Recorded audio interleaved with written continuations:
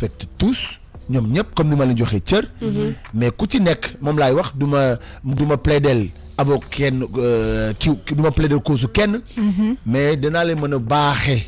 na leen faites attention clash leen ego trip leen def la lu leen neex mais bu leen biif de.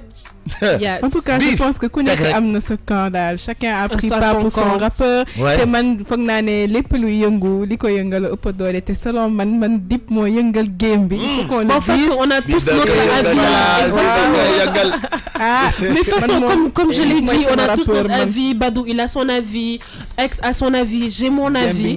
Et franchement machallah et comme je l'ai dit machallah ils nous ont donné du lourd ce mois de décembre et on ne peut être que ravi et c'était mais tout. sax c'était normal parce que rap bi dafa deewoon laa la wax. il fallait ñu indiwaat punch. Non sérieux la dafay dundal rap bi quoi day dundal game bi. Exactement. Non c'est vrai ils ont tout à fait raison. surtout am na benn phrase que j'ai beaucoup aimé bi Dip ne am su daal mu ne ko yow soxlawul may lakk sa xol parce que dangaa dudd rek xam.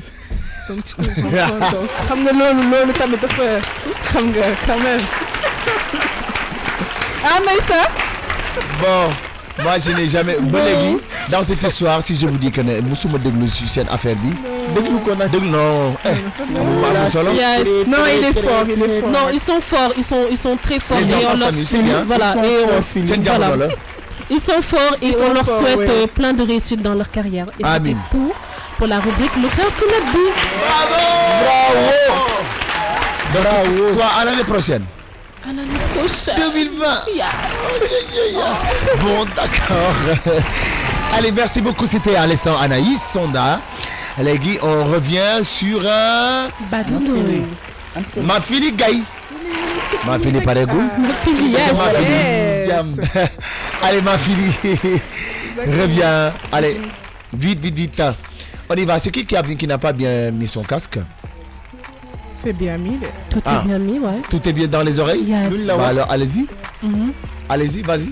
C'est qui Ma Fili Gaye. Ma Fili ayca. Ok.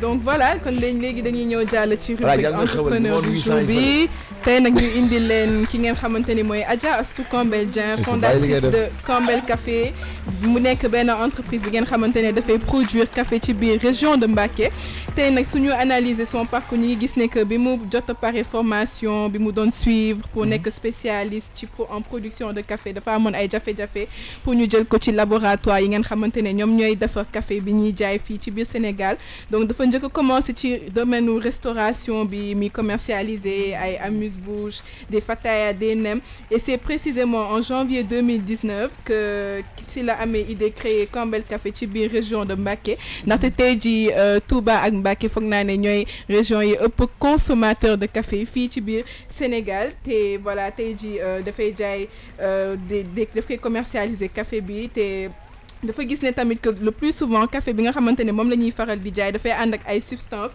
toxiques te ñi koy commercialiser en général dañ ciy yokk ay éléments yu nga xamante ne voilà c'est pas bon pour la santé loolu moo tax justement muy commercialiser café bi nga xamante ne mooy Kambel mu tuddee ko Kambel Café ci biir région de Touba et de Mbacké. Donc mën ngeen ko suivre sur sa page sur le compte professionnel LinkedIn. Elle a aussi un site sur internet Kambel Café et voilà. Ah ben c'est bien, félicitations à Mr Kambel. Et puis on lui souhaite bonne chance parce que nit da ngay entreprendre, nit da ngay liggéey, nit da ngay gëm sa bopp, voilà, nit aussi. Et c'est 100% naturel, made in Sénégal. Ah ouais, c'est du made in Sénégal, voilà, consommé sans danger, consommable sans danger. Merci Kambel. Allez, on poursuit avec Alioune Badara. Allez Alioune. Donc voilà comme ni ñu ko waxee woon rek tey jii les réseaux sociaux sont à l'honneur moo tax dañuy ñëw ci actes criminels yi nga xamante ne dafay xewee ci réseaux sociaux yi tey nag li ñu fas yéene waxtaanee ci rubrique waa kër gi moom moo di cybercriminalité parce que nag cybercriminalité boo ko doon décomposer en 2 mots da ngay am cyber waaye tamit di nga am criminalité criminalité tamit mu nekk lu nga xam ne yàgg ñu ci dëkk bi mosu fee jógee parce que chantage nit ki weer nit ki atteinte à la dignité d'une personne dafay yàgg waaye dañ nemmeeku que ni interaction physique yi daan am yëpp dafa déplacé wu ci monde physique daal di ñëw ci monde virtuel ba indi liñ naan cyberspace tey nag cyberspace boobu nag ci la cybercriminalité daal di juddu donc rek comme ni ma ko waxee ci début bi tey cybercriminalité boo ko doon diviser en 2 mots da ngay am cyber nag mooy signifier monde numérique donc criminalité nag lu nga xamante ne yàgg na ci dëkk bi donc tey ci tënk rek bu ñu doon définir li nga xam ne moom moo di cybercriminalité moom moo di bépp ñaawteef bu nga xamante ne criminel bi da koy def criminel bi nag mooy Samba Boy bi mais ba mu koy def dafa utiliser li ñu naan technologie de l'information et de la communication moo xam daf ko utiliser comme outil wala photo yi ñuy posté wala vidéo yi ñuy posté ci réseaux sociaux yi di chantage nit ci wala di weer nit ki wala mu utiliser tamit li nga xamante ne moom moo di téléphone portable am mais aussi tamit dañuy énumérer rek en quelques mots actes yi nga xamante ne mën nañ ko tuddee li ñu naan cybercriminalité am nañ li ñu naan escroquerie en ligne nag am na Nigeria 419 mooy Nigeria 419 benn groupement la bu nga xamante ne dañ lay yónnee message ne la que ni da nga gagné temps da nga gagné lii da nga gagné lee ba pare pour jot xaalis bi nga gagné da ngay yónnee ay frais comme genre pour frais transfert yi ak pour ay frais pour ñu jëlal la avocat am nañ aussi li ñu naan lettre de détresse comme par exemple dañuy jël compte Excidex Gmail am wala email am suñ ko jëlee dañ naan man la Excidex damaa voyagé woon te damaa panne xaalis dama bëgg ngeen yónnee ma xaalis te bu leen ma woo mooy nigérien yi rek am nañ aussi tamit lu ñu naan arnaque en ligne bi nag moom moo di nag du nigérien yi kese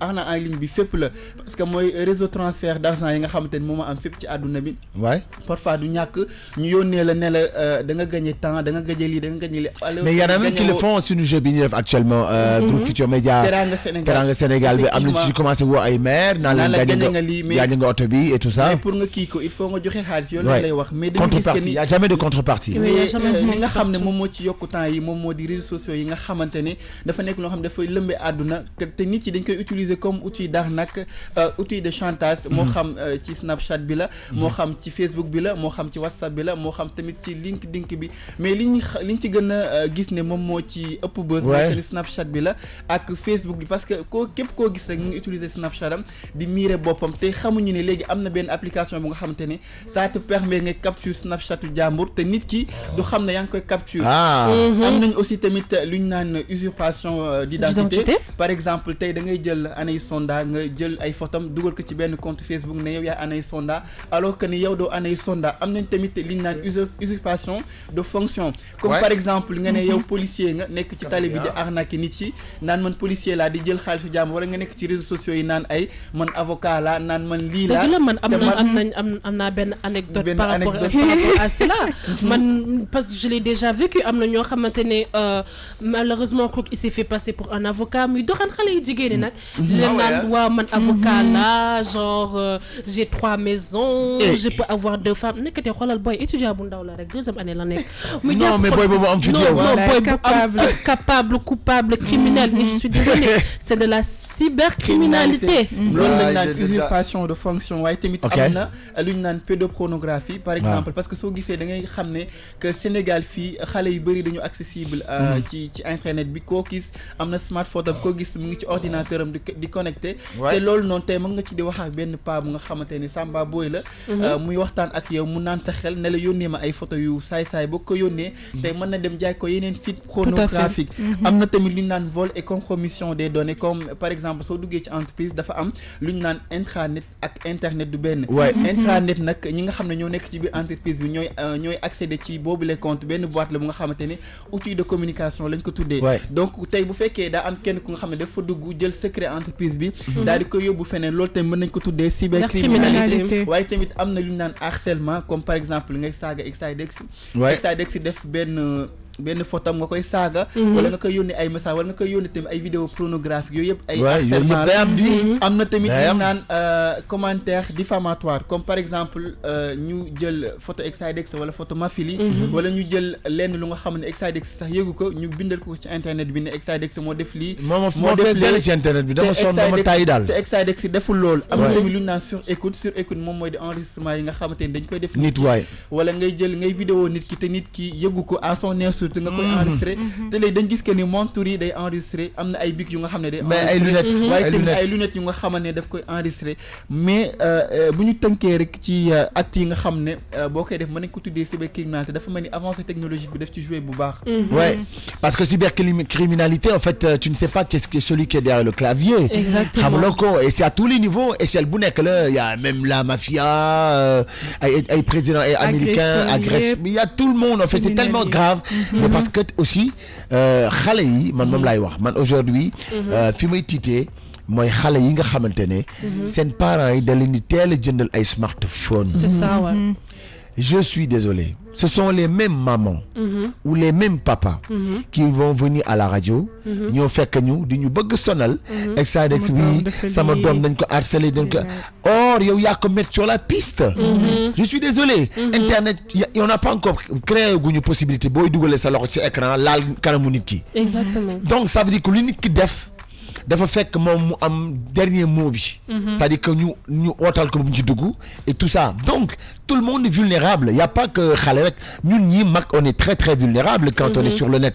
Tu ne sais pas xamuloo si interlocuteur donc xale yi nga xamante ne dañuy jooy benn yoon ñaari yoon ñu leen di naxee YouTube mais qu'on se dise la vérité xale boobu elle va xale boobu déjà won na la qu'elle est addict. Addiction bi won na la ko parce que xam na ne bu yuuxoo égale le petit écran rouge que tu lui donnes sur ton téléphone qui s'appelle YouTube. Donc kooku mi ngi commencé déjà di nourrir curiosité am ak imagination am très tôt mais kooku bu màggee à 11 ans tu lui donnes un téléphone waxuma la surf rek kooku da ciy naaw.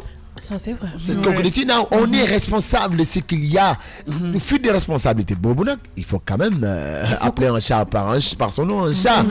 Il faut pas qu'on ñu daw mënuloo jur sa doom ba pare nag di ko naxe ay tablettes. C'est pas aujourd'hui da possible. nga ñëw dugg yow mag 40 ans 50 ans gis benn xale bu am 15 ans yor dernier tablette Apple. T'as juste envie de mur ngay bëgg yëy. bëgg lu yomb rek xale bu ndaw yor dernier tablette Apple. Mais quel est l'objectif en fait? Je ne comprends pas. Parce qu'en fin de compte c'est nous xale yi c'est nous qui les mettons voilà en danger quoi ci situation malheureusement dañuy teel et après on est là à crier non c'est pas normal c'est pas normal. Mais c'est vrai hein, malheureusement comme l'a dit ex ñu ñooy exposé en fait suñ propre doom suñ propre frère par rapport à cela parce que il faudrait le dire internet dafa bëri ay affaires bizarres telles que cybercriminalité. Les papas bonheur et les tontons bonheur là. Voilà les papas bonheur am na ñoo xamante ne ils t'envoient des messages nekkate ils ont 50 ans 60 ans. xale bu ndaw nga mais loolu lépp ça attire tout ce qui est pédophilie ak lu kenn xamul. Badou tamit dafa soulever benn point important muy les affaires arnaquées c'est loolu dafa régulier ci biir internet bi aujourd'hui ils utilisent des mails mais des fois ce sont des pages fictives yoo xamante ne ay pages yoo xam ne dañuy jaay ay yére. Exactement. mais nekkate dañuy jaay yére ñu leen naan ok dama lay jaay yére bi mais yónnee ma avance ba pare. loolu c'est du vol. Ah bon, mais bien sûr am na yoo xamante ne dañ leen naan. Il y a beaucoup de gens qui se font arnaquer comme ça. yónnee ma avance après man dinaa confirmer sa commande bu leen mës a def loolu. tant que sa commande ñëwagul. bul fay parce que duñ la mës a woon. ça c'est la cybercriminalité mais bien sûr. mooy les ventes en ligne là. de plus en plus nekk lu nga xamante ne de plus en plus dafay am mu ne ñuy organiser ay tontines ay natt en direct si kii bi. Ah bon am nañ d'accord bien sûr ñu lay wax waa fin du mois yow yaay tey gi wala affaire yooyu da ngay yónnee day am numéro boo xam ne moom ngay yónnee xaalis bi te doo gis dara kooku soo ko wooyee après ten ngay dégg doo ko jot voilà ñu daw noonu ak sa xaalis loolu de plus en plus. et ils réussissent à avoir de l'argent. li ci gën a grave mooy que ne dañ dem ba société yu mag yi sax dañ leen di arnaquer parce que boo jëlee kaaw Sonatel bi parce que temps yële passé amoon na ñu leen doon jéem a arnaquer ñoo xam ne ci côté PCCI bi lañ nekkoon. transfert bu ñu def rek ñu récupérer ko seen ordinateur yi. ñooñu ay ñàkk ñoo ko doon def. ay Nigériens donc ay Nigériens ils sont très forts Nigériens lañ. donc voilà mu nekk lu nga xam ne dafa grave ba pare li ci gën a grave mooy que ni ñun en fait suñu responsabilité bopp ci lañ parce que man mënuma comprendre yow déjà defoo jeu. bokk ko benn loterie ñu yónnee le message ne la gagné nga temps rek nga kontaan buñ la naxee ne la yónnee ma 10 000 wala 20 000 pour transférer nga yónnee ñaata nit lañ nax ci loolu. duñu jàng parfois c'est des gens yoo xamante ne duñu jàng donc buñ jotee benn message lire loo ko kenn koo xamante ne jàngam bënnul avec des termes assez complexes et assez compliqués. En tout cas leçon bu ñu war a retenir par rapport à ça c'est qu'on ne doit pas exposer tous nos données sur internet parce que tey da ngay gis ay message d'alerte et tout genre am na ñu lay yónnee message di la wax genre yónni ma li def ma li mais y a des gens yoo xamante ni ils sont encore plus doués ils ont même pas besoin de t'envoyer un message de je ne sais quoi dañuy toog seen ordinateur pirater la sàcc sa xaalis te yëgu ci dara. mais tay amoon na benn boy buñ fi boo xam ne mu ngi doon lëmbe àdduna bi daan arnaquer compte jàmbur yi man amoon naa ku nga xamante ne daf ma doon nax lu ma wax mu ne ma da ngay jël sa compte sa kii carte gab bu papa boo ko jëlee après nga indi ko léegi man dama koy photo su ma ko photowee léegi après di nga mën di récupérer ci compte bi te moom du ko yëg léegi ma ne ko léegi man ma jël sama carte gab bu papa ma jox la ko après yow tamit nga am accès ci biir. C'est ça. ma ne ko loolu du ma ko def. Ouais, mais il faut sensibiliser, c'est pas pour rien que vous les jeunes maintenant c'est à vous de prendre vos responsabilités. dañ leen indi leen seen carte gabu papa yi boo leen ko indee. ngeen mën a accéder seen compte papa yi ñoom tam ni ñu am accès sa compte papa. ngay récupérer ñoom ñuy récupérer sa papa. récupérer ñoom ñooy récupérer lépp d'un coup. C'est ça. Exactement. C'est tout, c'est un truc qui existe aux États-Unis en France. dëgg la ba pare tamit il faut tamit ñu souligner que ni lépp loo gis ñu koy bañ koy créer lu baax moo taxoon ñu créer ko. mais te malheureusement am na ñu koy pervertir. te am na ñu nga xam ne dañ koy pervertir ba pare li ci gën a graaw mooy que ni. xamal ne saay soo connecté ci application rek xamal ne yaa ki créer application bi yéenay bokk compte bi parce que lépp lu nga xam ne da nga ko ciy def rek moom da koy xam parce que dañ naan Snapchat boo supprimer benn photo. waaw day supprimer wu. alors que tey ji par exemple comme année sonda nu ñu toogee ñu ñett ñëpp. dañ naan année sonda damay jël benn affaire bu weex ma teg ko fii xam nga bu dañ naan année sonda dañ ko supprimer. non supprimer wuñu ko mais dañ ko effacer. am na nu nga xamante ne. y a effacer et supprimer. léegi tey bu borom pexe defee loolu noonu dina mën a def le tout ba récupérer photo boobu nga xamante ne année sonda def na ko ba pare li ci gën a graaw mooy que ni Facebook déjà preuve bi mooy yomb na Facebook. tey bu fekkee da nga dugal photo bu yàgg dañ lay indil souvenir te fekk na yow man am naa photo yu nga xam ne supprimer naa ko bu yàgg. mais dañ may indi souvenir ne ma carrément. il y a 4 ans wala il y a 2 ans wala il y a 3 ans. photo bi mu ngi nii. donc moo tax li ñuy wax rek que ni lépp lu nga xam ne da nga koy def ci application yaa borom application bi yéen a koy bokk. parce que tamit mais c'est parce que mooy condition yi ngeen ñu lire quand vous cliquez sur aucune application n'est gratuite. amul application bu gratuite. parce que dafa am deux. dans ce qu'on appelle le virtuel dafa am ñaar. dafa am soit tu es le produit. c'est soit yow yaay produit bi. mooy soit application bi mooy produit bi. donc et booy xool quand c'est gratuit ça veut dire que c'est toi le produit. Quand il y a vente c'est l'application qui est le produit. Mais quand c'est gratuit toi tu deviens le produit. Donc on est des produits lépp lu ñu fa def muy données wala lépp loo xam nañ fa def muy ay photos lu mu mënti doon application bi moom parce que c'est gratuit. moom mooy condition bi mu lay tegal yow. pour nga mën a am accès ci moom def lu la neex. Maintenant ils donnent des clouds. Bon, même ça a été la goutte d'eau. Faut assez tomber quand même pour accepter le cloud. Ça veut dire qu'aujourd'hui tu laisses tes données en ligne.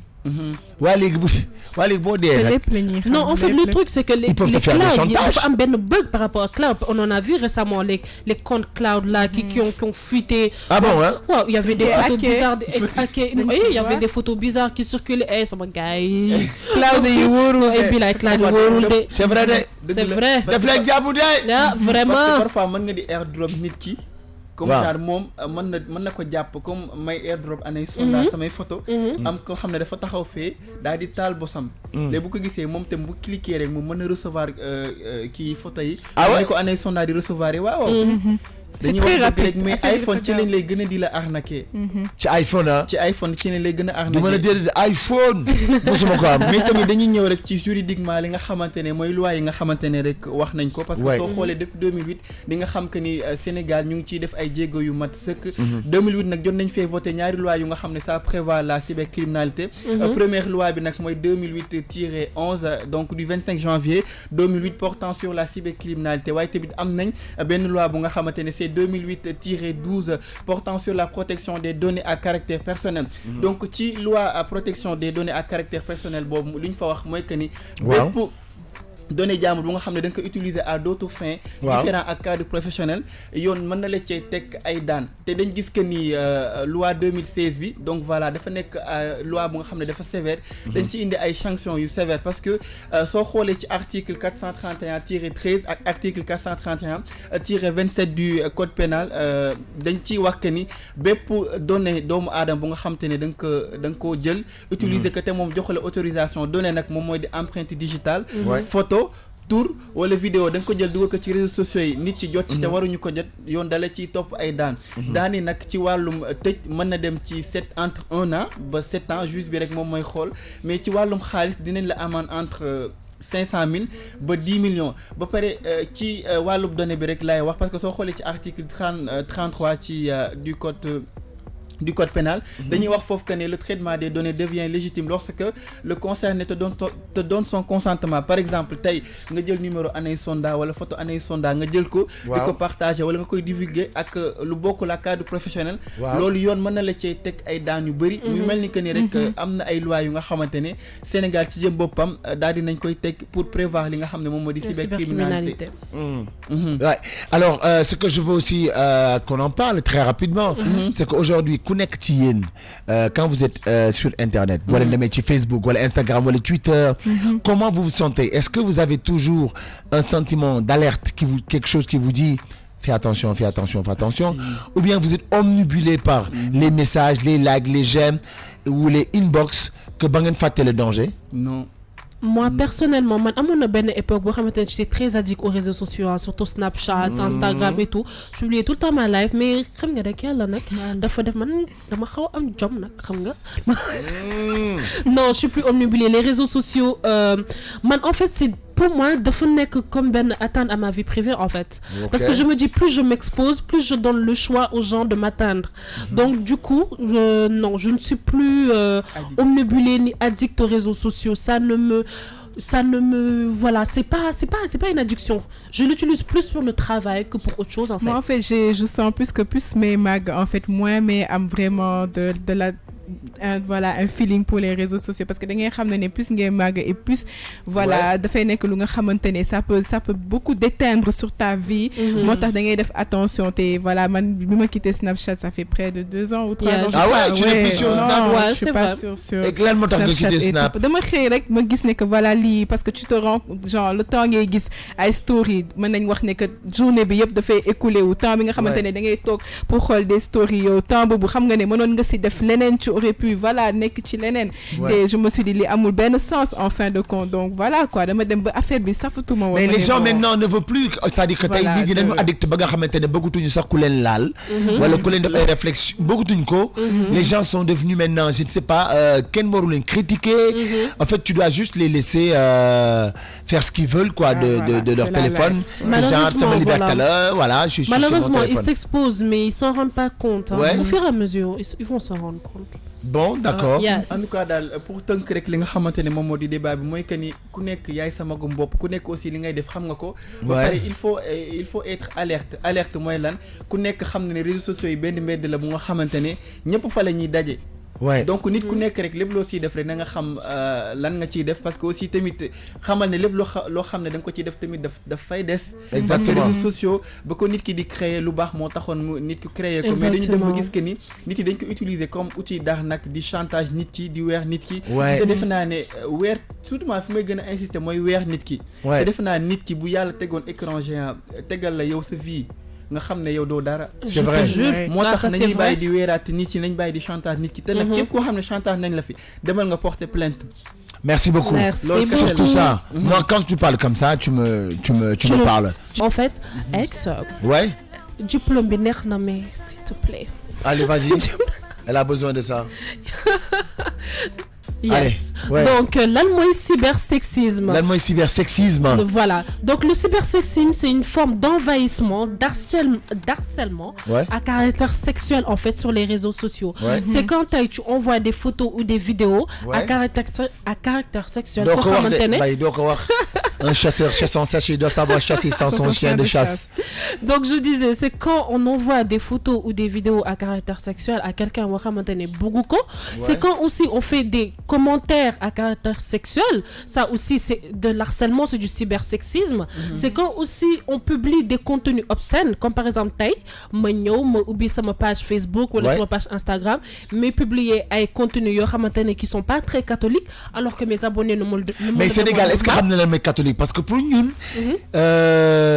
je sais pas, moi je connais pas la limite dans ça, parce que je vois des maillots de bain, je vois des tenues de nuit. Bon, est-ce que yooyu ci la bokk wala bokku ci? Ça dépend. Quand vous l'envoyez, comme par exemple, man ma jël sama photo yooyu noonu, ma koy ñëw di ko yónni régulièrement ma fili, c'est du cybersexisme.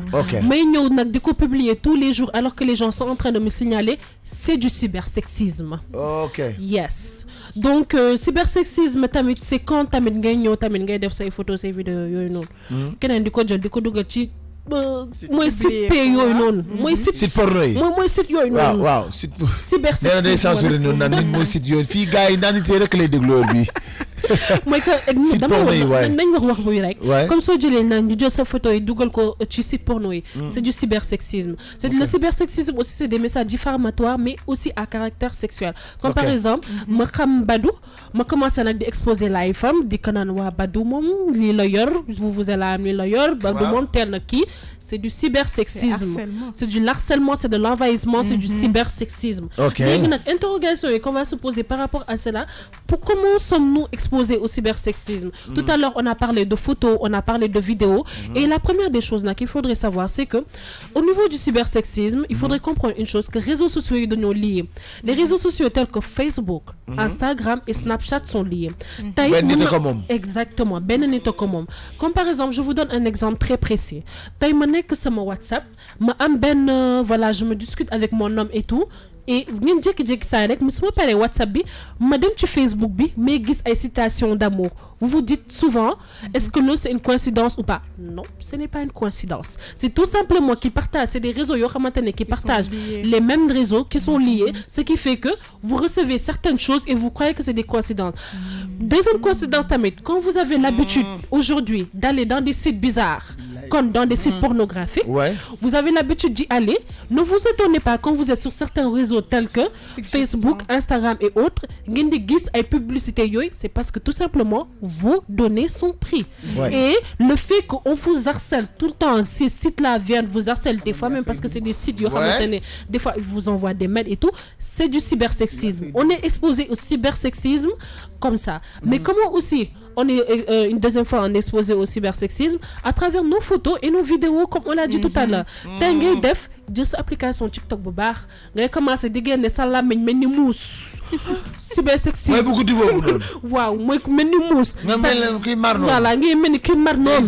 Exactement. Ça on est exposé au cybersexisme. ngay dem sa Instagram, surtout Instagram page yu bizarre yi nga ñëw ubbi sa poitrine et tout, tu es exposé au cybersexisme. ñu pare ci loolu nga envoyer ses vidéos et tout, envoyer ko son copain et tout, tu es exposé au cybersexisme. Il faudrait dire ah bah oui, vous êtes exposé au cybersexisme. Finalement, ouais, vous êtes exposé à l'harcèlement. Parce qu'au final, tey da ngay ñëw yónni da ngay ñëw tey nga yónni ay photos, ay vidéos, tu partages des photos, des vidéos et tout, mais il faut pas s'attendre que tey tu as des commentaires bizarres, des commentaires obscènes tels que ah mais galbi mool nga, galbi yaa ngi nii, wala au final ngay yónni ay messages ci suuf di naan est-ce que mus nga def lii, est-ce que bëgg nga ma defar la lii et tout. Et ce sont pas juste que des messages d'individus, c'est des fois aussi c'est des messages yoo xamante ne de site, parce que il faudrait le dire.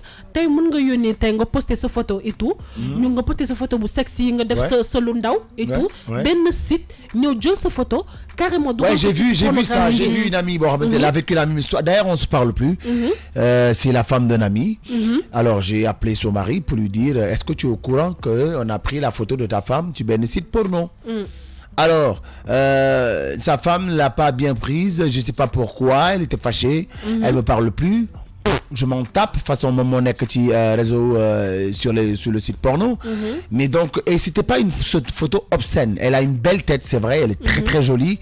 mais voilà, on lui a volé sa photo sur son compte Facebook de beaucoup de faux sites porno et à son insu, et après bon voilà, pour qu'elle porte plainte, parce qu'après tu es libre, mën nga porter plainte. C'est des choses qu'il faut pas laisser passer. Ouais, te loolu encore une fois mais wan danger bu nekk ci réseaux sociaux yi. Parce que au final surtout ce Instagram, parce que je parle plus de ces réseaux sociaux parce que ça a vraiment pris de l'ampleur avec des années, parce que remarquez naa que ce soit du côté des filles ou des hommes, Instagram dafa développer mooy le côté assoiffé par les j'aime. Tey Instagram apparemment si tu ne montres pas ton corps ou ta taille Coca-Cola, tu n'as pas de j'aime. Maintenant ils ont retiré maintenant le fait que tu ne vois plus. Avant tu pouvais voir le nombre. Pas le nombre de vues, de likes, le nombre d'amis que tu as. Il est défini un truc global. Ils te mettent par exemple 5 000, 10 000, 15 000, mais elle est entre la 7 220. Parce que c'est ce qui pousse à la personne, quand il voit les 5 220, il va vouloir avoir 21, 22, 23. Mais n'oublions pas aussi résolution bu ñu doon def année bi mooy résolution. Instagram disait qu'ils étaient dans le projet d'enlever les j'aime, parce que il faudrait dire Instagram tamit mooy réseau boo xamante dafa xaw a cruel, surtout de ça pousse les filles parce que il faut le dire, Instagram à se dénuder. La fille, si aujourd'hui je suis désolée, si elle est pas bonne, on ne la suit pas. Je suis désolée, on ne la suit pas. Et l'homme m'a poussé qu'aujourd'hui, on rend le sexe normal sur les réseaux sociaux. Le sexe est devenu banal. Exactement. C'est ça qu'on rend les choses deviennent très normales. Taille sur les réseaux sociaux. L'homme m'a poussé certains sites, taille de l'oyonné, ay propositions indécentes, ou ay lu kenn xamul. Et phénomène bu gëna doy waar, parce que comment aujourd'hui se développe aujourd'hui le cybersexisme. Phénomène bu gëna doy waar. Tay mën nga nekk tay ci Messenger, wala nga nekk dans tes messages privés et tout, tu reçois des messages. Mais est-ce que xam nga sama gars que ces derniers temps, dafa am ben phénomène bo xamantene on les appelle les groupes de tontines sexuelles sur WhatsApp. Les groupes de tontines sexuelles sur WhatsApp. Je vous explique, c'est des groupes yo xamantene da ngay ñëw tek comme par exemple comme tontine normale. Mais le truc c'est que à la fin da ngay teggi soit sa jeeg, soit sa bu sew, soit sa bu yem. Tay rek lay neex. Billaay. La ilaha illallah. Waaw. Ah ku teggi jeeg fo jëm. Nga génn groupe bi rek maa ngi fee ci mbaras doom. Et c'est incroyable parce que c'est des choses qui existent, parce que ñoom dañ lay ñëw yónni la message ci pet, ou bien c'est des messages yoo xamante ne c'est yaa leen di ree de leen dal da leen contacter sama gars yi ñoo ngi ree di le leen dal le ça existe de lu ma wax ni dafa am lu am solo. Mais man ci côté bii laay ñëwee. Ci par exemple parfois mën nga di seetaan ay site prono, wala ngay nekk ci Facebook, ngay nekk ci ay yenn page et tout, yow am na li ñu naan ay outils community management comme Buffer wala Google Alert. Yow sa empreinte digitale ak like ak commentaire yi ngay def ci la ñuy déterminer yow lan nga bëgg ak yow lan nga bañ. Du coup yow parfois da ngay jëkk saa di seetaan dara rek ñu indi la benn publicité, bul xam boo jëkk saa rek nga naan waaw mu lu tax ñu indil ma li yaa fa daan dugg. C'est vrai. Et justement c'est ça moo tax ñu lay indil yooyu publicité. Nañu bàyyi di naxante suñuy. Parce que publicité yi c'est en fonction de ton centre d'intérêt. Comme Anaïs ni mu ko waxee, réseau yi il y a une connexion entre les réseaux, c'est lié te nit ñi dañuy fàtte ne que suñu comportement yi mooy dépendre de danger yi ñuy rencontrer ci biir réseaux sociaux yi. Maanaam ku nga xamante ni tout le temps yow yaa ngi visiter site porno yi wala nekk am adopté comportement daal boo xamante ne jaarul yoon ci réseaux sociaux yi, ne t'étonne pas suba ñuy jël say photo di ko divulguer ci yenn sites yi, wala ñu lay pirater, wala ngay am yenn alxuraan daal ngay déglu ay alxuraan rek la lay yónnee. Tout à fait. te loolu yëpp politique ngay seetaan ay politique rek la lay yónnee. Exactement. outil community management. Exactement. te comme Badou l'a dit, loolu yëpp day influencer. Ça entraîne l'influence du cybersexisme. Tout à l'heure, je parlais des groupes sexuels sur WhatsApp et tout. Moi, groupe, tontine sexuelle sur WhatsApp, mon un phénomène de faux doigt. Parce que l'homme encore une fois, je le répète, le sexe est devenu très accessible sur les réseaux sociaux. Il est c'est vrai. Il est devenu parce qu'en fait, tu te caches dangereux. Dañ ko exposer carrément, mu nekk loo xam ne dañ ko c'est banalisé. C'est banalisé sur les parce réseaux que sociaux. les gens, qu'est-ce qui fait que loolu yëpp dafa banaliser aujourd'hui? Sexe mythe la non bilaay, parce que on se rend pas compte ñun ci boppam ñooy influencer loolu. Poot ba nekkee xale poot rek pour nga gis. Mais ci woon na gis. C'était là il est là da ngay xëy suba di daw ba ngoon mais léegi de c'est gratuit. Non, c'est gratuit. Non, je vous jure. Non, le truc en est que c'est que nit yi dañoo war a comprendre que ñun ci boppam ñooy influencer loolu. nga toog ci réseaux sociaux yi def solo dang di ko exposer. ñii ñooy encourager. am na benn xale Rangou. Il y a elle était animatrice, Rangou. Mais Rangou, elle est en train d'exploser les réseaux sociaux, hein, Rangou. Hein. Mais Rangou, en fait, je veux savoir que moom de ma ngay li muy maye de ay mayo lay maye ak ay string yu baax lu ne lay maye. Ben oui, Rangou, loolu lay def. C'est ce qu'elle fait, il faut pas être dans l'hypocrisie. Ok, yes. Moi je suis pas. xawma ko man. Mais en fait ba pare moom lu muy gën a def mooy je m'en fous lay def. xam ne nit yi dañ Kim Kardashian daal de numéro 2. kan c'est une sénégalaise moom bu bon boobu nga naan ma ay Kim Kardashian. Rangou waaw Rangou c'est une Rangou sénégalais mu naan Kim Kardashian mu naan for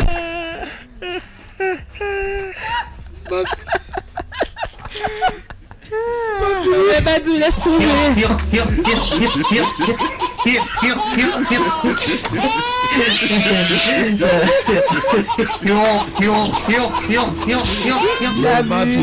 Ma fille xamoo Rangou. Parce que je la connais pas. man genre yooyu mënuma leen xam. mu nekk ci petite zone noire yi. Voilà. Mais man loolu lu ma bëgg a xam mooy que ni moom nekkul en fait di dégrader li nga xam ne moom mooy di merci. Parce que tey su ma jiwul am na yenn loi yu nga xamante ne teg nañ ko pour ay koo xam ne day jël genre ay yaramam di ko exposer site internet. Ban loi ban où? Non, parce que effectivement au Sénégal, le cybersexisme et la cybercriminalité sont un peu liés. Kon Sénégal gépp la ñuy moom day wax parce que photo sax fii mais am na yenn vidéo yi sax tey ji soo ko defee dañ lay signaler et voilà dañ lay bloquer ce compte te récemment jot na am parce que dafa am ay jeunes yu nga xamante ne dañoo amoon benn problème kenn ki di génne ay vidéo di ci wax yu ñaaw mais kooku dañuy signaler compte am. Mais certaines années, non, on se rappelle, il y avait quelques années, moi, Boy Grand Yofi, on se rappelle, c'était des filles qui faisaient des trucs bizarres. Elles étaient en justice, on les a condamnées pour cela. Mais d'ailleurs, il y en a une qui est devenue une star hein, maintenant. Ah ouais, gars sénégalais, là où tu tombes, il y en a d'autres qui tombent amoureux. Hein. Gars, les pervers là, mais c'est ça en fait. C'est ça, et c'est vraiment dommage et c'est dégradant encore une fois. Parce que réseaux sociaux, nous donnent une certaine accessibilité au sexe qui est incroyable. En parlant des groupes de tontine sexuels sur WhatsApp, faut pas oublier les salons de massage masqués. Moi, salon de massage, ñu nekk ci biir groupe yi comme ay genre Dakar Expo ay yu kenn xamul ay massage xawma naka et tout Dieu seul sait que massage plus nañuy def kenn xamul prostitution déguisée. Non, c'est de la prostitution déguisée. Ouais, mais il y en a beaucoup, il y a beaucoup d'instituts qui forment. Voilà, il y a beaucoup d'instituts et des fois ils t'envoient des messages en privé, ils t'harcèlent. Au bout d'un moment, c'est du cybersexisme. Il faut vraiment qu'on fasse un point d'interrogation, par rapport à cela, par rapport à ce phénomène-là. Parce qu'il faut, non, au bout d'un moment. Parce que les gens, j'ai remarqué que nous avons une mauvaise habitude, du coup, ils disent une bonne habitude, du coup, bye. Mais il y a une référence aussi, hein. Vous avez pris, il y a une référence États-Unis, une référence Paris, ces grandes capitales, de référence. Donc, accepter la débandade, hein. Accepter les parce que même je me dis au bout d'un moment, il faudrait, comme on le dit, que nous-mêmes, en tant que nous-mêmes, qu'on soit des références pour nos enfants, pour nos petites sœurs et pour celles qui viennent après.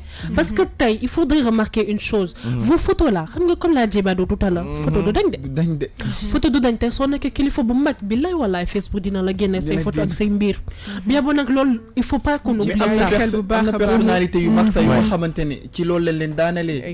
Comme boo demee kaw Europe comme genre wala États-Unis et tout donc pour élection su amee ku nekk da nga def ay lu nekk pour mën a gagner léegi yow tey ji bu fekkee yow da nga nekk koo xam ne da nga puissant di nga am accès ci koo xam ne mooy propriété Facebook wala propriété Snapchat du coup bu fekkee da nga fa daan def ay photo yu dul ay photo naka su dul noonu wala ay vidéo naka su dul noonu mën nañ dem fay propriétaire boobu noonu après mu sortir photo yooyu noonu ñu génn ko léegi après dañuy dégrader sa exactement te loolu des influences et cybersexisme.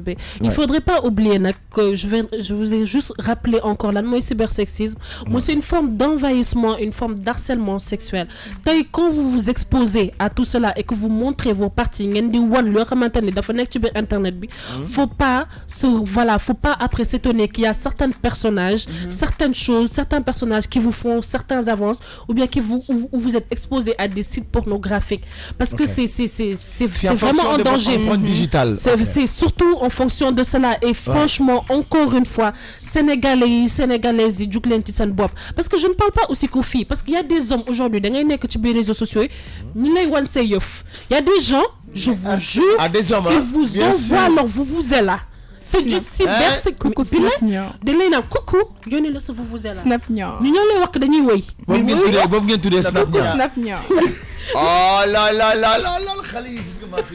Kaay kii mooy suñu kaay ñu xeeñ. Dëgg si xoolal. Coucou Snap City. Bon. Non, c'est mon petit frère, sama rakk la. Ñaa xarañ toj na moom it Snap. Non, toj na Snap avec son vuvuzela. Ils sont vuvuzela mais bon voilà. Il s'attendait pas à ça. Mais c'est la vie quand vous parlez en vidéo et quand vous faites un enregistrement et qu'on prend c'est chaud quand même. C'est chaud. Merci beaucoup Anaïs Sonda. Merci beaucoup à vous. C'était tout pour le cybersexisme. Je pense qu'on n'a pas encore fini avec toi, je pense. Wamed Dubi. Yes, exactement. Alors dañuy ñëw léegi dugg ci rubrique waa mbedd bi comme ni ngeen ko gisee tey nag réseaux sociaux yi ñoo nekk à l'ordre du jour ndaxte dafa nekk lu ngeen xamante ne plus jamono bi di avancer malheureusement plus muy occuper place bu mag ci suñu biir dund te tey ji nit ñi dañu war a xam ne que réseaux sociaux yi ñu ubbilee ay buntu mais ñu ay avantages ay opportunités noonu la àndee ak ay gàllankoor ak ay risques yu ngeen xamante ne le plus souvent duñ ko gis wala duñ ci bàyyi xel. kon nag tey dañu nar a ànd waxtaanee gàllankoor yi am tey ji ci wàllum utilisation des réseaux sociaux te fi ma koy tàmbalee c'est que tey ji foog naa ne risque majeur bi am ci wàllum utilisation réseaux sociaux yi c'est l'addiction maanaam lépp lu ngeen xamante ne tey ji suñ ko dul utiliser avec une certaine mesure wala benn certaine maîtrise dafay dem ba ëpp ñu doole mën nañoo tàkkaleeg suñu sago dafay nekk lu ngeen xamante ne duñ ko mën a ci maîtriser te dafay nekk loo xam ne dootuñ ko mën a ci bàyyi te tey ji loolu moo dal nit ñu bari particulièrement jeunes yi ngeen xamante ne ñoom ñooy gën a faral di utiliser réseaux sociaux yi te tey ji ñu ngi gis ne que ñi ci ëpp. C'est bon hein. OK.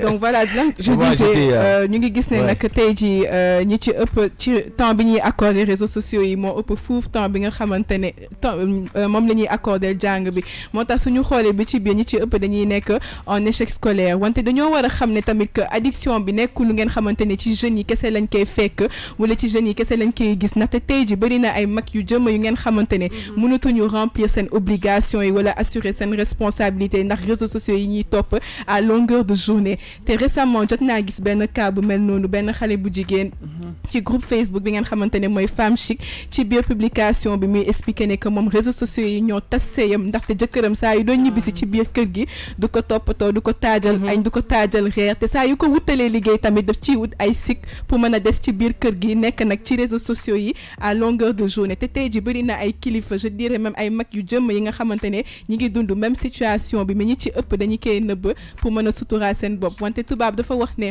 chasser le naturel il revient toujours au galop maanaam lépp lu nga xamante ne habitude la si yow wala c'est ancré en toi loo mënti def pour nëbb ko tôt ou tard dafay feeñ te mën nañu joxe exemple justement honorable député bi ngeen xamante ne moom la ñuy jàpp récemment ci biir assemblée nationale bi muy seetaan ay Pod et Marichou en pleine réunion te loolu yëpp comportement yooyu yëpp en général te pourtant ñu ñoo leen fal de teg leen moo koy indi Pod et Marichou quand même mais kii war nañu wax ak moom daal alors de voter pour l'avenir de notre pays sur des lois concrètes il s'ennuie quoi c'est-à-dire il est dans son bureau il s'ennuie ay s'ennuie mais dañoo jàngul mais au fait bu fekkee dañu indi ay lois éducation jàng il s'ennuie ma expliquer la bu fekkee dañu fi indi ay lois yu nga xamante ne dañ ko war a lire war ko maîtriser yow sa jàng soriwul yow nan ngay mën a lire da ngay ennuyer yow donc tu es obligé mais kon bu taxaw samp sa nënd nga bëgg doon député mais ñun ñoo leen tabb ñun faute bi si ñun ñii la ñun ñoo leen tabb ne leen carrément yéen leen bëgg ngeen doon suñu député donc tey suñ demee bay dem di seetaan ay Pod et Marichou donc suñu faute la parce que da ngay gis parfois parce que li may loi yi ma fi wax ni parce que il faut nga dégg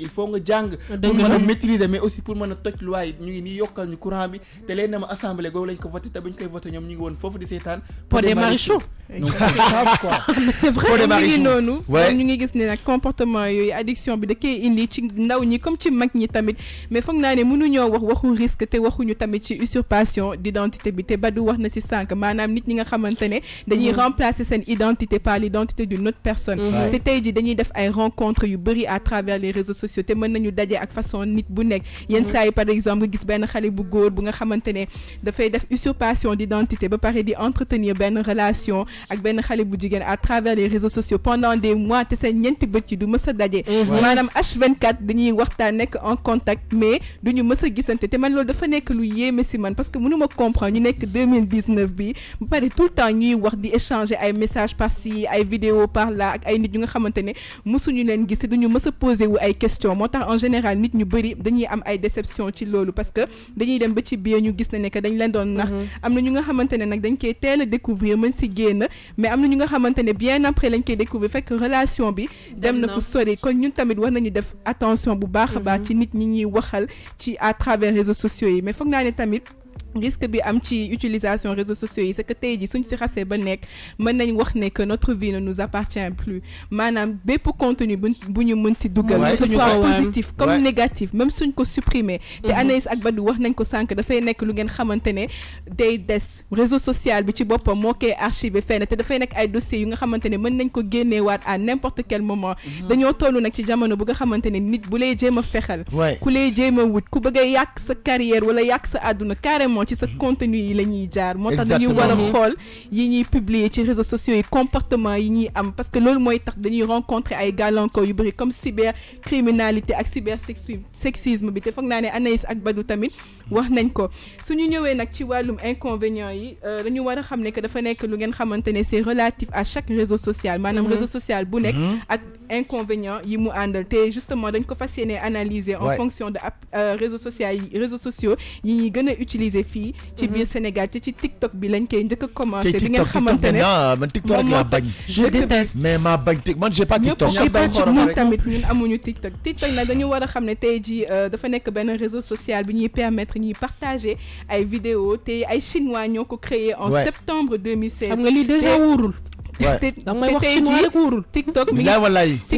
TikTok bi mi ngi compter plus de 600 millions d'abonnés à travers le monde te ñi ngi gis ne que la majorité des utilisateurs ce sont les mineurs maanaam ñi am moins de 15 ans donc on va dire que c'est très dangereux te suñu xoolee inconvénients majeurs yi c'est que tey jii dañuy gis ne que de plus en plus TikTok dafay transmettre benn caractère pervers aux jeunes utilisateurs maanaam jeunes yi léegi ku ci jóg war a defaat sa vidéo musicale wala chorégraphie tant que solo lu gàtt wane sa jumbax wane ay pot génnee ay lamine yow daal doo nekk te dafa nekk lu nga xamante ne c'est très dangereux parce que dafay développer l'hypersexualisation maanaam xale yi nga xamante ne soo leen gisee dañuy mel ni ay mag parce que dañuy adopter ay postures yu indécentes wala ay tenues yu indécentes exactement te man te question bi ma leen di poser tey jii c'est que est-ce que vous pensez que TikTok moom mooy transmettre benn caractère pervers ci jeunes yi wala jeunes yi ñoom ñoo pervertir application bi réseau social bi ci boppam moi je dirais que man lu ma ci wax mooy que ni nit ku nekk bu mu doon créer TikTok bi ñuy lépp loo gis ñu koy créer lu baax moo taxoon ñu koy créer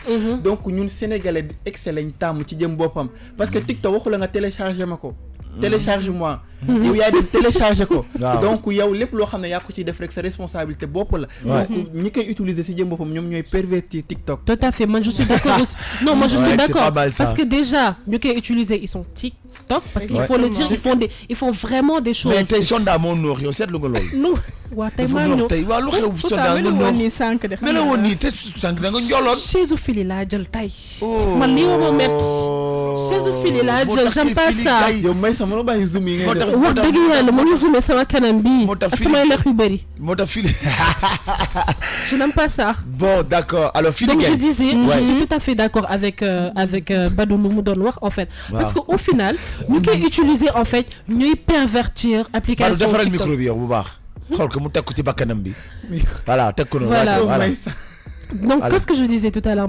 En fait, nous utilisons l'application TikTok, nous qui pervertir, tu vois pas. Pourquoi? Assoiffé de vues. Encore une fois, on ne se rend pas compte. Tout à l'heure, ma fille doit avoir caractère ou addiction. On devient addict et on est assoiffé de vues. Et pour avoir plus de vues sur les réseaux sociaux, c'est très simple. Montrons nos cuisses, montrons nos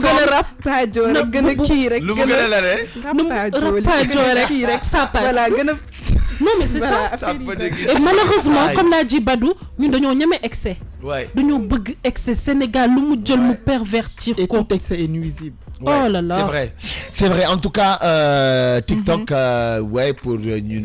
pour la majorité. Et malheureusement, de fait détruire de plus en plus concept parce qu'à la base, application, réseau social, voilà, pour que nous puissions divertir pendant un laps de temps, maximum 60 secondes, nous puissions faire des vidéos, mais dafa nek légui nak dañ ko commencer pervertir. Suñu jalé nak ci TikTok dañuy ñëw nak légui ci réseau social bi ngeen xamantene moy Facebook té dafa nek ben application bu ngeen xamantene ben américain bu tuddu Mark Zuckerberg moko créé en février 2004.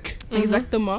Té à la base Facebook dafa nek lu ngeen xamné Mark daf ko créé won pour étudiants yi nek ci université de Harvard bi ngeen xamné moy université bi gëna mag ak bi ëpp renommée ci monde bi. Et c'est particulièrement en juillet 2006 que Facebook nit ñëpp àdduna bi yëpp jot ci am accès en 2006 te tey jii ni ngi gis ne que Facebook mi ngi permettre utilisateurs yi ñu mën a partager ay contenus comme des images, des photos, des vidéos, etc. te de plus en plus ñu ngi gis ne que inconvénients yi c'est déjà les fake news parce que parfois da ngay dugg sa fil d'actualité voilà nga bëgg ñu lay imposer des contenus indésirables surtout les sites médiatiques parce que parfois da ngay gis ay titres scandaleux yu nga xamante ne soo ko lire sax da ngay xam ne que lii c'est pas cohérent mënul am c'est pas possible mais dañ lay obligé voilà pour ngay dem exactement pour dem taper pour mën accéder ci leneen. Exactement, donc ça c'est vraiment un inconvénient ak benen inconvénient bi tamit c'est les identifications parfois da ngay gis ay nit ñu nga xamantene xamoo leen tout le temps ñu lay identifier ñu gis ne que diw identifier la fille identifier la fait. J'ai enlevé cette option là. Ah tu peux l'enlever hein. Ouais, je l'ai enlevé c'est un problème parce que da ngay même suñu la identifier da ngay gis ñeneen nit tamit say xarit mën nañu gis ne que voilà identifier nañ la sur telle ou telle photo. Parce que parfois mën nañ jël ay photos yo xamantene donc voilà du n'importe quoi voilà ñu jël ko identifier la ci donc mën nañ bo foog ne yow ci lool nga bokk alors que ni ñoom ñoo ko jël identifier ko mais am nga possibilité aussi ci paramètre bi nga dindi identification bi exactement c'est bon à savoir ça c'est bon à savoir oui ma fille ouais. Et voilà on va poursuivre avec Snapchat bi ngeen xamantene tamit réseau social bi ñuy permettre ñi partager des vidéos et des photos Snapchat c'est ñu gis ne que ñaari étudiants yu jóge ci université de Stanford en Californie ñoo ko créé en juin 2011 te tey ji mën nañ wax ne que inconvénient majeur yi gis ci Snapchat personnellement selon moi c'est qu'il y a pas de fonctionnalité pour interdire les captures d'écran ak enregistrement vidéo yi maanaam soo posté sa story c'est xarit ñëpp mën nañu ñëw def enregistrement capture te contenu yooyu dafay nekk lu nga xamante ne même su je pense chaque 24 heures lay disparaître mais nit ñi dañuy mën a bénéficier ci contenu yooyu te foog naa ne waroon nañ mën a mettre en place benn fonctionnalité bu nga xamante ne dafay tere loolu yëpp comme ça ces contenus yow nga mën ko moom keneen du ci mën a am accès parce que tey jii on poste tout ce qu'on fait sur Snapchat en temps en instant donc je pense que loolu tamit c'est vraiment un inconvénient mais te bu fekkee dañ ko capture yow nga supprimer ki la capture ba pare li ci gën a grave mooy léegi dafa am application bu nga xamante ne da lay permettre nga capture story jàmbur te moom du ko yëg waaw voilà il y a rien qui lui dit quoi exactement avant cette technologie bi dafa participer trop ci arnaque bi am bah oui ça c'est pas normal et ça franchement je pense que c'est vraiment un inconvénient ak tamit ñu ngi gis ne les longues stories parce que ça franchement am na ay télé pour ñoom chaîne de télévision voilà ay nit nga xamante ne ñoom pour ñoom seen vie yëpp dañ ko war a publier ci Snapchat bi suñu demee toilette sax dañuy snap seen bopp restaurant snap seen bopp lépp lu ñuy def dañuy snap mooy télétobis yi voilà et ça gâte le concept aussi parce que encore une fois c'est des applications yi nga xam ne c'est pour se divertir un laps de temps mais nit ñi dañ ko bëgg a jël def ko tendance tout le temps ñi ci nekk lépp li ñuy def ñu koy poster et en fin de compte notre vie elle est complètement exposée après on s'étonne que voilà qu'on soit mêlé à certains conflits ñi dugg ci yenn réseaux yi donc foog naa ne loolu tamit war nañ ci def attention bu baax. On va poursuivre nag ak Instagram bi ngeen xamante ne tamit application la en même temps réseau social bi ñuy permettre ñuy partager ay photos ak ay vidéos te ñu ngi gis ne que benn américain bu tudd Kevin Systrom moo ko créé en octobre 2010 te mën nañu wax ne que tey jii inconvénient majeur yi am ci Instagram déjà yaa l'arnaque. maanaam nit ñi nga xamante ne soo leen gisee ñu dugal seen photo yi macha allah tu te dis wu ñi moom ils sont magnifiques, c'est la première des choses. Ça te tey jii soo leen romboon ci mbedd bi sax doo leen xàmmee. loolu moom dëgg la donc ça c'est vraiment. loolu moom dëgg la l'inconvénient majeur, l'inconvénient. Inconvénient bu nekk Instagram mooy le problème on est que sur Instagram tout le monde est Beyoncé et Rihanna. Ouais. Ah ouais, sur Instagram, tout le monde est Beyoncé et Rihanna. Tout le monde On est tous photogéniques, tout le monde est photogénique, tout le monde est beau. Et quand vous voyez, c'est Kirikou en face. C'est dommage. Qu'est-ce qu'elle est méchante. Non, c'est dommage. Bon, d'accord. C'est dommage. Franchement. Je pense que tamit l'autre inconvénient, c'est que tey jii de plus en plus ci réseau social bu mel ni Instagram nit ñi dañuy manquer d'authenticité. Xaw ma ndax def ngeen remarque bi mais de plus en plus da ngay gis ne que tout le monde se ressemble en fait. Même xale yi jigéen ñi on prend les mêmes photos. On les appelle des post-bad. Ñëpp niroo léegi dootoo différencier ñan ñooy chinois ñan ñooy sénégalais ñan ñooy américains ñun ñëpp. On se ressemble tous. Donc, je pense que l'autre, c'est vraiment un inconvénient. C'est énervant parce que tu as l'impression de voir des clones, en fait. Non, mais c'est, non, elle fait filer, elle a tout à fait raison. Parce qu'à travers Instagram, moi, culture blackface, bifo le judo, des blanches, elles mettent tellement des fonds de teint noirs et tout pour ressembler à des noirs, parce que à des métis, en fait, pour avoir plus de j'aime et tout. Culture blackface, bifo le judo, tu Instagram, effectivement, elles ressemblent tous à des clowns, parce qu'au final, on les appelle des post-bad, genre pose. You know.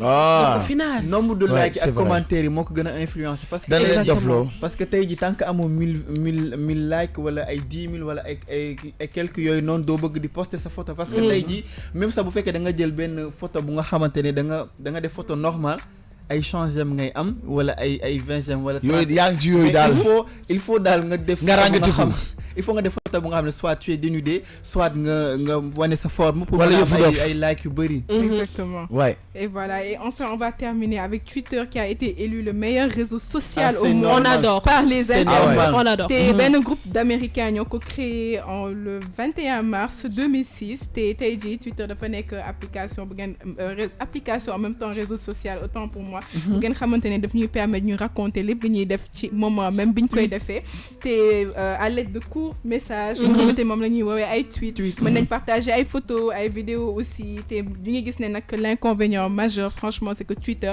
c'est vraiment un réseau bu nga xamante ne quand c'est pas les actualités y a que des règlements de compte entre les stars les personnalités koo xamante ne da nga am problème ak moom ci Twitter bi ngay ñëw et voilà dafa nekk lu nga xamante ne day xaw a yàq concept bi aussi parce que on est exposé à des contenus yu nga xamante ne mën nañ ko dépasser suñu yoon nekk aussi mais parfois da ngay obligé dugg ci commenter voilà dugg ci lu sa yoon nekkul te voilà loolu moom foog naa ne dañ ciy gàddu ay bàkkaar rek te voilà je pense que c'est vraiment l'inconvénient majeur sur Twitter mais sinon rien à dire c'est vraiment le meilleur réseau social. 18 sur 20. 18 sur 20, ma fille. 18 sur 20, Anaïs. Merci. 20 sur 20 pour Aliouna. Parce que quoi? Parce que c'est un garçon. Parce que c'est un garçon. Allez, merci. Je pense qu'il est que là. Il est 0h. Une minute. Juste après nous, il y a Sedina Omar qui va venir dans son émission Diaspora cette fois-ci. Je pense qu'on est dans waxtaane ay thèmes yu am solo trop. En tout cas, l'heure, oui, c'est l'heure. Appelez-le. Tous les vendredis, ce n'est plus l'heure. Voilà, donc là, ce n'est plus l'heure. Mais en tout cas, tous les vendredis de 21h à minuit, votre émission Ex-Addict Show s'installe. Ñu waxtaane problème société bi, tout ce qui se dit tout bas, on le dit tout haut. L'hypocrisie, c'est fini, c'est pas dans cette émission parce que on n'aime pas l'hypocrisie. Yes. Voilà. Merci beaucoup. Donc, merci à toi, ma fille. Merci à vous. Merci à toi, Anaïs. Merci à vous, merci à tout le monde. Déjà, je tiens à souhaiter une bonne année à tout le monde, une bonne année 2019. Merci à tous nos auditeurs, ceux qui nous écoutaient depuis le début et qui nous écoutent jusqu'à présent, qui sont là sur Facebook, partout. Nous ngi ñëwaat nag ci 2020 bi ñu Inch'Allah.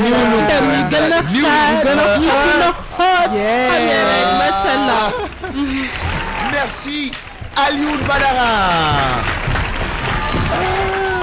Merci à vous aussi. Donc voilà, d'y profiter en ce moment tamit du souhaiter heureuse année à tout le monde. Ouais. Donc voilà, à nos auditeurs yi nga xamantene bu vendredi jotee 21h jàpp minuit dañuy scotché wu seen télévision yi ak am na des télévisions su ma waxee télévision mooy ñi nga xamantene waaw ak ñi nga xam ne dañuy déglu aussi ci 99.4 di lay wax ne dinañ ñëwaat en force ak Excited Show.